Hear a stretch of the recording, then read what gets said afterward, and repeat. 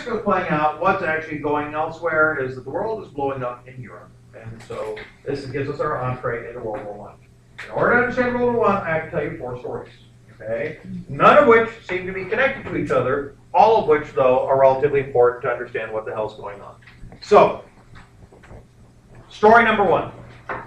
Europe in the 15th century. Okay? Europe in the 15th century was the beginning of these big nation states, and if you take my 101, you already know the story, but I've got to reemphasize it.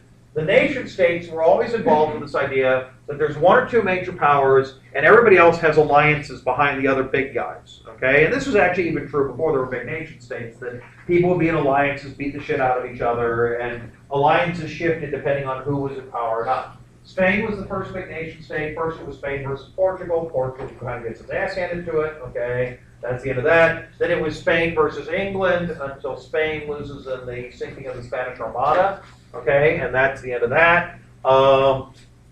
Then after the Spanish Armada thing goes down, then you had England versus France, and that's kind of a tie because France lost the 7 Years' War and was not doing so well during the colonial wars, but then France helps America revolt and then kind of wins some on that, so, 50-50.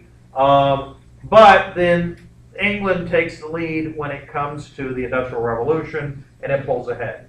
In the 19th century, a new unified German empire is now the new industrial kid on the block. The old kid is England. Those are going to be the 2 powers that people are most interested in aligning with, the old industrial power and the new industrial power. Okay? That's part 1 of our story, just part 1. Part 2, German unification. Okay? Germany had unified, and if you notice, Germany's a little bigger in this picture than it is normal. Like what's missing over here that you would imagine to see between Germany and Russia? Poland, for example. Okay, Germany had unified between a lot. First of all, the collapse of the Holy Roman Empire, which it was ironically not holy, not Roman, and not an empire. Okay, but go fig. Okay, but nonetheless. That's okay. We also have places called Rancho del Oro, which is an apartment complex, which is neither a ranch nor has gold in it. Okay, so it all works out. Go fig. So as a result of the situation, Germany and all the German little principalities and whatnot, the big one was Prussia, which was the center of the heart of it. Okay, which is like Russia with a P in front of it. And Prussia helps unify what becomes the German Empire. And this actually, they create a sort of a constitutional monarchy. In place of the king, they have the Kaiser, okay? And the first Kaiser is Kaiser Wilhelm, or William, which is a cool name, not that great of a Kaiser. But, I like the name William for some reason, okay? Their legislature is a parliament, which is called the Reichstag, okay? And the Reichstag is basically, anyway, for later, okay? Just be aware that that's kind of an important name for later. And in a parliamentary system, they also have kind of an executive officer that kind of acts like the president. It's the person who's the head of the party. In England, what's that called? The head of the parliament? The prime minister, okay, and like when we think of England, we think of the prime minister as being the person we deal with, okay. In Germany, that role was the chancellor, okay. And so the chancellor acted as that way. So you have almost kind of like a double executive. You have the Kaiser and the chancellor, who both have kind of executive-like powers, okay. The chancellor, the first chancellor of Germany, was one of the most important figures in European history. A very, very complex man, who probably also became the most powerful man during his lifetime. Yes. Later to have a donut named after him, okay? And no, this is not the infamous Hans Bearclaw, okay? But it is Otto von Bismarck. Now, I say this, and almost nobody knows what a Bismarck is as a donut anymore, which is really disappointing. And I've been giving this is the 5th lecture I mentioned Bismarck as a donut, and I am now fucking hungry, okay? And so I'm thinking about going to get one. It's sometimes referred to also as a Bavarian cream donut. You know the chocolate donuts with the chocolate on the top, icing, Around and then there. yeah, and it has the custard or the vanilla pudding on the inside. That is one damn tasty donut. Okay, and those are also called Bismarcks. Anyway, Otto von Bismarck created a type of politics called Realpolitik. He came up with yeah. And this whole idea of Realpolitik, which basically means real politics, okay? But it has something more to it. It's a very Machiavellian view of the world that you do whatever is necessary to benefit your country, okay? Whatever is necessary. Now, how did Bismarck play this game?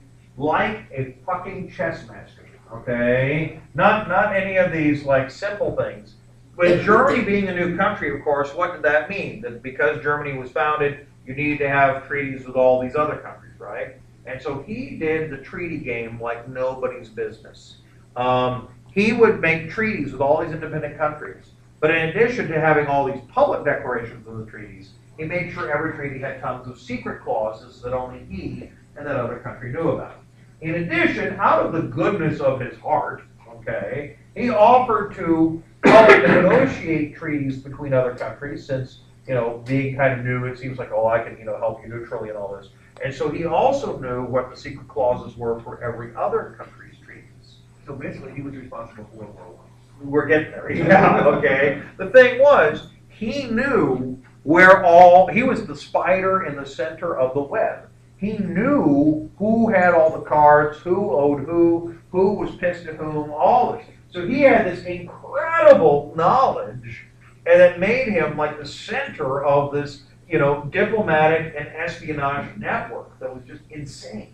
Okay, brilliant guy, dangerous, but brilliant. Problem was, he was getting a little too big for his britches, and Kaiser Wilhelm doesn't care for that, and so he basically fires Bismarck, forces him into retirement.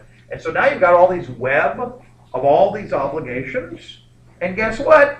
No spider, okay? Nobody knows if you kick over a domino, if it's just going to fall to the floor or if it's going to trigger one of those things, that's going to happen. And of course, that's basically World War I. It's one of those patterns, that I just like, I like saying that. Anyway, so there that is, okay? So that's so far so good. So we have story number 2, okay? Story number 3. Story number 3 requires us to go back to the Crusades, because it appears that everything in Europe has to do with the fucking Crusades. They hold grudges like my sister does, okay? And so in order to understand, okay, so in the 11th century, the Catholic Church had declared the first of what would become 8 Crusades, right? Beat the crap out of the Muslims, let's get the Holy Land. Okay, doesn't work out quite the way intended, but there it is. The Ottoman Empire, which of course is one of the receiving ends of Crusade loving, eventually gets tired of having the shit beaten out of it, and then what does it decide to do? If Europe keeps on attacking it, what's it going to do? Attack back. The Ottoman Empire strikes back. The Empire Strikes Back. You've heard of the movie, okay? And so by the 14th century, there is some return loving coming up for 14th and 15th century. And one of the stories involves a country called Serbia, okay? Now, this is a little complicated. Serbia is here. This is Austria-Hungary at the time of World War I. What should be right here by today's modern maps? What should be next to Serbia that Serbia likes to beat the shit out of? In the 1990s, they're doing ethnic cleansing in. Close is, huh? Starts with B. Bosnia, okay? Well, don't forget, a lot of those countries that you're naming, Yugoslavia, Czechoslovakia, these are Russian put-together countries in post-Cold War and all that end up breaking up like a boy band later, okay? Except actually, if the way they broke up would be less like a boy band and more like, a gang that's killing each other at the end of Fargo. Ooh, I've never used that metaphor, but I like it. Okay, anyway, so it only requires that people actually have seen the movie Fargo. But anyway, okay. Anyway, Bosnia is supposed to be here, and as you probably heard, the Serbian Christians killing Bosnian Muslims, and there's this ethnic cleansing thing going on. Slobodan Milosevic in the 1990s was doing all this. Eventually, he's tried on war crimes. He dies in prison after having been convicted of war crimes. What the hell was all that about? Well, again, it goes back to the Crusades because people hold a grudge, okay? when the